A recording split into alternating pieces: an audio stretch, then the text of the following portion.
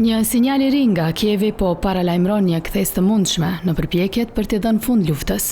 Presidenti I Ukrainas Volodymyr Zelensky tha se plani I paqes I ndryshuar I hartuar për të dhënë fund konfliktit me Rusin është I realizueshëm, por ende sfidues pas bisedimeve urgjente me SBA-n gjatë fundjavës. Zyrtarët amerikanë dhe ata Ukrainas u takuan në Gjenevë për të diskutuar planin me 28 pika të Washingtonit, I cili shkaktoi alarm kur u prezantua javën e kaluar, pasi u raportua se ishte I përafruar shumë me interesat e Moskës në luftën gati 4 vjeçare të shkaktuar nga pushtimi I saj.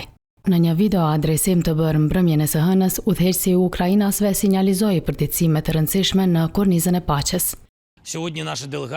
Aktualisht, pas takimeve në Gjenevë, pikat janë reduktuar, nuk janë më 28 dhe shumë nga elementet e duara janë përfshirë në këtë kornizë. Ende mbetet punë për të gjithë ne dhe është mjaft sfiduese për të finalizuar dokumentin. Zelensky shtoi po ashtu se shteti I tij nuk do të jetë kurrë pengesë për paqen, duke theksuar se çështjet e ndjeshme të mbetura në dokument do të diskutohen me presidentin amerikan Donald Trump.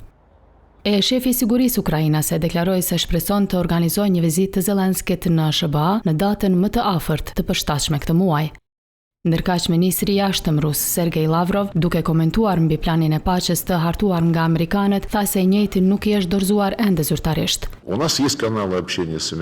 Kemi kanale komunikimi me kolegët tanë amerikan. Jemi duke pritur versionin e tyre, të cilin ata e konsiderojnë version të përkohshëm në aspektin e përfundimit të fazës së koordinimit të këtij teksti me evropianët dhe ukrainasit, dhe pastaj do ta shohim. E derisa bisedimet vazhdojnë, Rusia kreu një valë sulmesh në kryeqytetin e Ukrainës, duke goditur ndërtesa banimi dhe infrastrukturën energjetike. Kryetari I Bashkisë së Kievit tha se 6 persona janë vrarë gjatë natës, ndërkaq në Rusi zyrtarët thonë se 3 persona humbën jetën pasi Ukraina kreu sulme në rajonet kufitare të Krasnodarit dhe Rostovit.